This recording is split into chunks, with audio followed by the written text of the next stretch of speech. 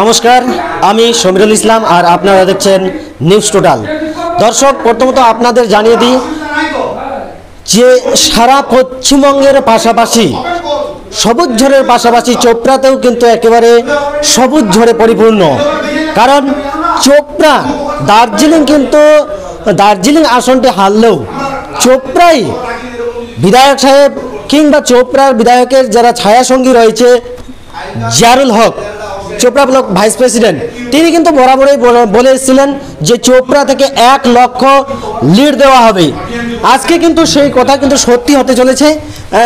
আমরা বিস্তারিত জানার চেষ্টা করব যে চোপড়া থেকে টোটাল কত হাজার লিড দেওয়া হয়েছে। এবং বিরোধীরা কিন্তু বরাবরই তারা বলে আসছিল যে পঞ্চায়েত ভোট তারা দিতে পারেনি, এবং যে লোকসভা ভোট রয়েছে তারা কিন্তু সেই লোকসভা ভোটে কিন্তু দেখিয়ে দিবে যে তারা পঞ্চায়েত ভোটের ফলাফল এই লোকসভায় কতটা ফলাফল করতে পারে। এবং এই বিষয়ে ব্লক ভাইস প্রেসিডেন্ট জিয়ারুল হক তিনি কি জানাচ্ছেন আমরা আপনাদের জানাবো। আশা করেছি তার থেকে ভালো হয়েছে। নো ডাউটলি আমাদের চোপড়া ব্লকে যে সমস্ত ওয়ার্কাররা আমাদের ব্লক স্তর থেকে শুরু করে অঞ্চল স্তর থেকে এবং বুথ স্তরের যে কর্মীরা আমাদের যে খাটুনিটা দিয়েছে বা যে রেজাল্টটা দিয়েছে, সত্যি আমরা প্রত্যেকটি কর্মীর পর চোপড়া ব্লক তৃণমূল কংগ্রেস কমিটির পক্ষ থেকে সকলকেই অসংখ্য ধন্যবাদ জানাবো। বিশেষ করে এই নির্বাচনে এত পরিশ্রম করেছে সকলেই। আমার লাইফে আমি যতদিন ধরে নির্বাচন করছি, আমরা বিধানসভা নির্বাচনকেও টেক্কা দিয়েছি, গ্রাম পঞ্চায়েতের নির্বাচনকেও টেক্কা দিয়ে এই নির্বাচনে তার থেকে অনেক বেশি আমরা স্পিরিট এবং তার সঙ্গে আমরা আমাদের লোকগুলো খাটাখাটনি করে আজকের এই রেজাল্ট। আমরা 1 লক্ষ চেয়েছিলাম, এখনও পর্যন্ত আমাদের কাছে যে রিপোর্টটা আছে সেটা একটু ভুল আছে। সেটাতে আমাদের আরও মোটামুটি 1600 বা 1700 ভোট প্লাস হবে, কারণ 94-95 বুথ তো আসেনি, আমার কাছে সেটা পৌঁছেছে। এবং আরও 1-2টা বুথ আমাদের হয়তো যখন লিখছিল তখন হয়তো একটু ছিল, আরও রেজাল্ট হবে, আরও 1700-র মতো ভোট বাড়বে। অর্থাৎ আমরা প্রায় 93,000 ক্রস করতে চলেছি। 93 থেকে 94,000-এর মধ্যে আমাদের লিড থাকছে। আমরা 1 লাখ টার্গেট করেছিলাম, 94 নো ডাউটলি আমাদের ওয়ার্কারদেরকে স্যালুট জানাতেই হবে। এত বড় 2 লক্ষ 2.5 লক্ষ ভোটের মধ্যে 4-5 হাজার ভোট আমাদের এদিক ওদিক হতেই পারে। প্রথমে জানবো আপনার কাছ থেকে যে বিরোধীরা কিন্তু বরাবরই তারা বলে আসছিল যে আমাদের পঞ্চায়েত নির্বাচনে নমিনেশন বাধাই দিয়েছিল শাসক দল, এবং তারা একটা কথা বরাবরই বলে আসছিল যে কেন্দ্রীয় বাহিনী দিয়ে ভোট করা হবে লোকসভা ভোট, সেখানে কিন্তু তারা কিন্তু দেখিয়ে দেবে যে অরিজিনাল তারা কতটা ভোট পাবে। এই বিষয়ে কি বলবেন? আমি পরিষ্কার করে বলছি, অন্ততপক্ষে তোমাকে এই কোশ্চেনটা করার জন্য ধন্যবাদ জানাবো। খুব সুন্দর একটা কোশ্চেন। এই কোশ্চেনটা সবাই করে না। বিরোধীরা বিশেষ করে চোপড়া ব্লকের এই দাসপাড়া ঘিন্ডিগাই তারা কিন্তু সেই ভোটটাই করেছিল যে এই ভোটটাতে আমরা গ্রাম পঞ্চায়েত জিতেছি কি জিতেনি তার ভোট করেছিল, তার লড়াই করেছিল। এবং আমরা অত বোকা না, বয়সটা আমাদের কম হতে পারে, অনেকে হয়তো আমাদের নাম নিয়েও অনেক কিছু খেলাখেলি করেছে, বয়স কম হতে পারে। আমরা জানি যে তারা বিরোধীরা এখানে সেই পঞ্চায়েত নির্বাচনটাই করছে। পঞ্চায়েত নির্বাচন ওরা যেভাবে ধরে নিয়েছিল, আমরা কিন্তু এটা বিধানসভা নির্বাচন বা লোকসভা নির্বাচন ধরে ভোট করিনি, আমরাও পঞ্চায়েত নির্বাচন ধরেই ভোট করেছি। এটা আপনাদেরকে পরিষ্কার এখন জানাচ্ছি। এবং এটা আমাদের স্ট্যান্ড ছিল যে 2টা অঞ্চলে আমরা বিরোধীদেরকে জায়গা দেব না। আমি তাও জানি যেটা বুথ আমাদের 1টা বা 2টা বুথ আমাদের ডাউন গেছে, যে 2টা বুথ ডাউন গেছে সেটা একটা সিম্প্যাথির জন্য পেয়েছে, যেটা গেন্দাগঞ্জ। এখানে একটা মানুষ মারা গেছে, একটা ভাই মারা গেছে, তো স্বাভাবিকভাবে সেটা মারা যাওয়ার দরুন সেখানে একটা সিম্প্যাথি ভোট হয়েছে। তৎসঙ্গে আমাদের গেন্দাগঞ্জ, ওখানে আমাদের দলীয় একটু সমস্যা রয়েছে, সেই সমস্যাটাকে আমাদের ঠিক করে উঠতে হবে, সেই কারণেই সেই বুথটা আমাদের একটু ডাউন গেছে। বাকি আদারওয়াইজ যতগুলো বুথ আছে প্রত্যেকটা বুথে আমাদের তৃণমূল কংগ্রেস প্রায় লিড করেছে, এবং এটা সত্যি একটা অভাবনীয় কথা। 1 মিনিট ভিডিও সাথে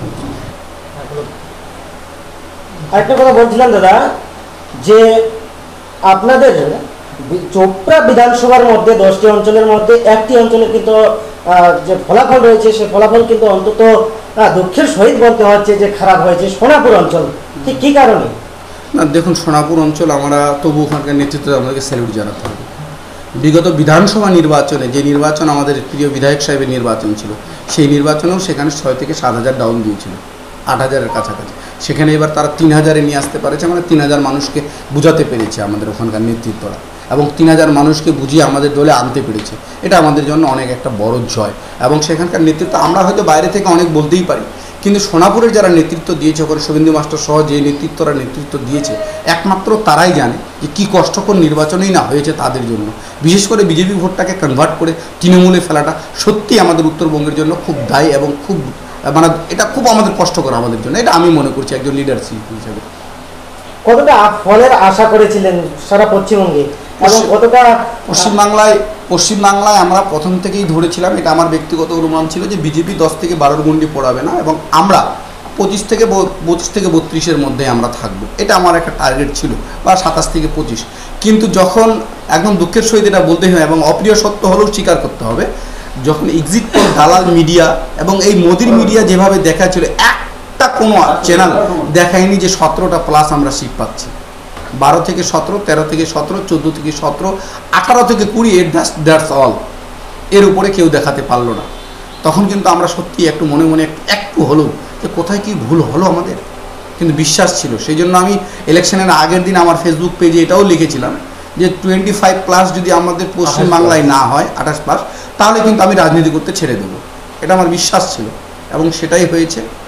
আজকের দিনেও বলছি আমি দাঁড়িয়ে যে আমরা আজকের দিনেও আবার তোমার চ্যানেলে এবং তোমরা যদি এটা সত্যিকারে প্রকাশ করে থাকো তাহলে খুব খুশি হব যে আমরা দাসপাড়া ঘিন্নিগায় যে সমস্ত লিডাররা হাম্বা গাম্বা ডাম্বা বলে বেড়াচ্ছিল, আজকে তাদের অবস্থানটা একটু যদি জানতে তোমরা চেষ্টা করো। আজকে ঘিন্নিগার মতো জায়গায় একটা বুথ লিড করতে পারলো না। এই এদের লিডারশিপ, এই এদের কোয়ালিটি, এই এদের মুখের বড় বড় কথা। আমি তাই বলি, আমরা কাউকে খারাপ করতে চাইছি না, ছোট করতে চাইছি না, কোনো কিছু করতে চাইছি না। নিজের জায়গায় দাঁড়াই কথা বলতে হয়। মানুষ আপনাদেরকে বেছে নিচ্ছে না, আপনারা যতই চেষ্টা করছেন মানুষ আপনাদেরকে বেছে নিচ্ছে না, এটা বাস্তব সত্য। আজকে মানুষ তৃণমূলমুখী রয়েছে, তারা প্রত্যেকটা বুধে ওখানকার নেতৃত্বরা কারো নাম ধরে বলি এই বুধে আমরা লিড করছি, এই বুধে লিড করছি। আরে মানুষের কাজ করতে হবে, তারপরে মানুষ থাকবে। আমি এখনও মনে করি আমার ব্যক্তিগত ছোট্ট রাজনৈতিক ক্যারিয়ারে যে আমাদের আরও কিছু শেখা বাকি আছে রাজনীতিতে। আমার ওয়ার্কারদের, কর্মীদেরকে আমি বলবো, তোমার চ্যানেলের মাধ্যমে এই কথাটা যাতে অবশ্যই প্রকাশ হয়, এটা তোমার কাছে আমার অনুরোধ থাকবে যে আমরা অন্তত পক্ষে দাসপাড়া ঘিন্নিগার সহ, বিশেষ করে দল আমাকে দাসপাড়া ঘিন্নিগার দায়িত্ব দিয়েছে, ঘিন্নিগার অবজারভার রেখেছে, খুব ভালো রেজাল্ট হয়েছে। ওটা আমি বলবো না আমার ক্রেডিট, ওটা ওখানকার নেতৃত্ব, অঞ্চলের, ব্লকের, বুথ স্তরে, বিশেষ করে সাধারণ কর্মীরা যারা আমাদের তৃণমূলের একান্ত সমর্থক, তাদের যে স্পিরিট, সেই স্পিরিটটাকে আমাদের স্যালুট জানাতেই হবে দাসপাড়া এবং সহ। দাসপাড়ায় আজকে যে সমস্ত বুথগুলো আমরা লিড করেছি, আপনারা ভাবলে অবাক হবেন, এখানে এক একটা ভোটের জন্য যাকে যেভাবে পেরেছে বিরোধীরা। আজকে কংগ্রেস সিপিএম এক হয়েছে, যে আকবর আলীর সন্ত্রাস, যে আকবর আলীকে মার্ডারের দায় নিয়েছিল কংগ্রেস, আজকে সেই কংগ্রেসের হাত ধরে সিপিএম ভোট দিল। আমি আজকেও বলছি, সিপিএম আমরা আমাদের গ্রামগঞ্জে বলতো রপা হাউলি দেওয়া একলা লোক সেনা, এই সিপিএম হচ্ছে রপা হাউলি দেওয়া লোক।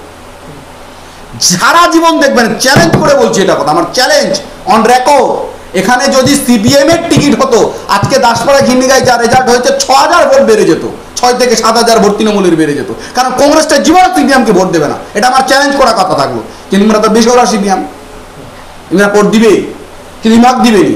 তার কারণ পশ্চিমবাংলার রেজাল্টটাও একটা সিট জিততে পারেনি। আমি আজকের দিনেও বলছি, আজকে যারা আছে এই সিপিএম এর বন্ধুরা, আমি জানি না এরা কি থিঙ্কিংয়ে, কি সিস্টেমে রাজনীতি করে, কোন বিষয়ের পর রাজনীতি করে, আমার এখনো জানার বাইরে। হাউলি দেওয়া, একদম সিধা কথায়, দেশি কথায় কই বাদে হাউলি দেওয়া।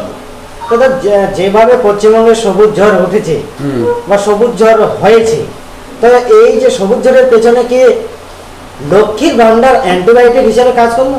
হ্যাঁ, দেখুন, লক্ষ্মীর ভান্ডার আমাদের কাছে দিদি প্রত্যেকবার কোনো না কোনো একটা জিনিস নিয়ে আসে। আমি আপনাদেরকে বলে রাখি, হয়তো এই কথাটা বলতে গিয়ে আমার দলের কাছেও অনেকে হয়তো বলতে জিয়াউল এতগুলো সব কথা বললো। 2016 সালে কিন্তু আমাদের সব থেকে স্কলারশিপের যে স্বামী বিবেকানন্দের সব টাকা এবং আমাদের WB West Bengal minority development ফিনান্সের যে টাকা ছিল স্কুল পড়ুয়াদের কাছে, প্রত্যেকটি বাড়িতে দূর দূর করে টাকা ঢুকেছিল। সেটা আমাদের জন্য একটা বড় একটা রিভাইটাল টনিক হয়েছিল। 2021-এর নির্বাচন তাদের কাছে একটাই বিফল চলে গেল, তারা বলল সিএ চালু করব। মানুষ বলল যে না, সিএ আমরা এখানে হিন্দু মুসলিম সকলে বসবাস করতে, কে থাকবে আর কে থাকবে না সেটা সরকার ঠিক করে দিবে বিজেপি সরকার, তার যে তৃণমূলই ভালো আছে। 2024-এর নির্বাচন আমি আপনাদেরকে পরিষ্কার বলছি, আমাদের দিদি যখন 500 টাকা করেও 2021-এ আমাদের লক্ষ্মীর ভান্ডার ছিল, কিন্তু ততটা ফলপ্রসূ হয়নি। আজকের দিনে দিদি যখন বললো যে আমি 1000 টাকা করে দিব বলে আবার পাচ্ছে লোকে, তার জ্বলন্ত উদাহরণ কিন্তু দিয়েছে। মানুষটা সিপিএম হতে পারে, ওর কাছে থেকেছে গোটা রাত, কিন্তু ও মনে মনে সিদ্ধান্ত করে টাকা তো দিয়েছে আমাকে দিদি, ভোটটা আমি দিদিকেই দেবো। তার অবশ্যই এটা একটা অস্বীকার করা যাবে না। মুখে ধপে কি আর ভোট হয় দাদা, কাজে ভোট হয়। তৃণমূল কাজ করছে। দাদা দেশের কথা বলতে গেলে দাদা যেটা দেখা যাচ্ছে যে এবারে রাম মন্দির ইস্যুকে কেন্দ্র করে বিজেপি কিন্তু ভোট চাইছিল, সেক্ষেত্রে কি রাম মন্দির কতটা কাজ করলো বিজেপির ক্ষেত্রে? আমি একটা কথা বলে দিই, আমাদের বিদ্রোহী কবি কাজী নজরুল বারবার বলেছে আমরা হিন্দু মুসলমান এক, মোরা এক বৃন্তে দুটি কুসুম, হিন্দু মুসলমান, মুসলিম তার নয় মনে, হিন্দু তাহার প্রাণ। এটা কিন্তু বারবার করে দেখাচ্ছে দক্ষিণবঙ্গ। কিন্তু আমরা এখানে কিছু কানা লোক রয়েছে, কানা, চোখ থাকতে অন্ধ, যেটা উত্তরবঙ্গের জন্য বেশি হয়েছে। আমি প্রত্যেকটা জায়গায় তার ফলন দেখতে পাচ্ছি, অস্বীকার করার কোনো জায়গা নেই। আমি বলতে চাইছি আজকে তেলেঙ্গানায় যারা হিন্দু রয়েছে তারা কি হিন্দু না? আজকে তামিলনাড়ু চেন্নাইয়ের মধ্যে যারা হিন্দু রয়েছে তারা কি হিন্দু না? তারা কি হিন্দু ধর্মাবলম্বী নয়? আজকে আমার পাঞ্জাবে যারা রয়েছে, শিখরা যারা রয়েছে তারা কি হিন্দু না? সেখানে বিজেপি একটা খাতা খুলতে পারছে না। সব থেকে বেশি শিক্ষিত যদি থেকে থাকে কোথাও, সেটা সাউথের কেরল।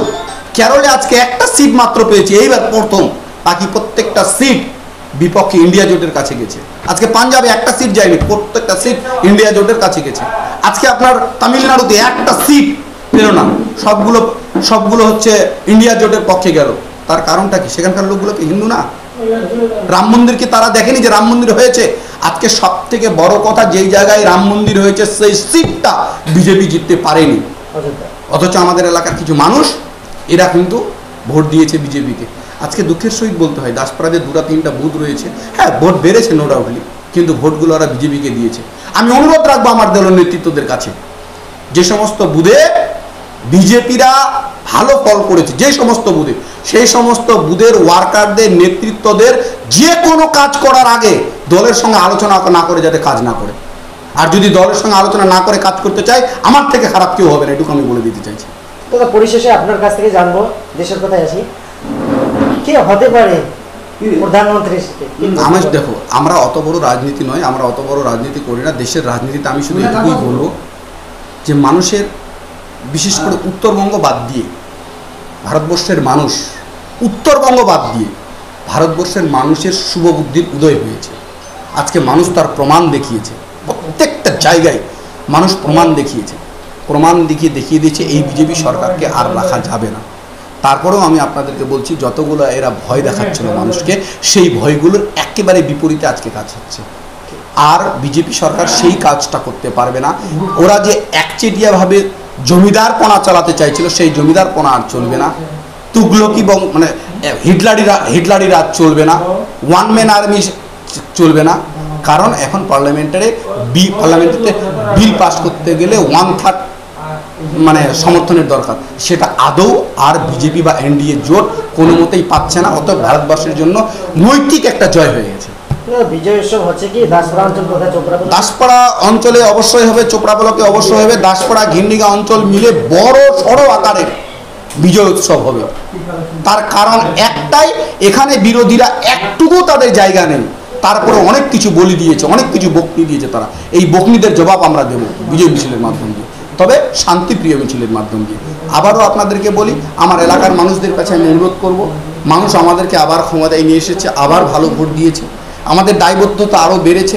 এলাকায় আমাদের কাজ করার আগ্রহ, খিদে, ডেভেলপমেন্ট করার খিদে আরও আমাদেরকে বাড়াতে হবে, নিজেকে সংযত করতে হবে, রাগটাকে আমাদেরকে কন্ট্রোল করতে হবে, মানুষের পাশে আমাদেরকে দাঁড়াতে হবে। বিশেষ করে কোনো বিশৃঙ্খলা ঘটনা এই ভোটের পর বিরোধীরা যেটা বলে বেড়াইছিল সেটা যাতে না হয়, এইটুকু অনুরোধ রাখবো আমার সকল স্তরের কর্মীদের কাছে।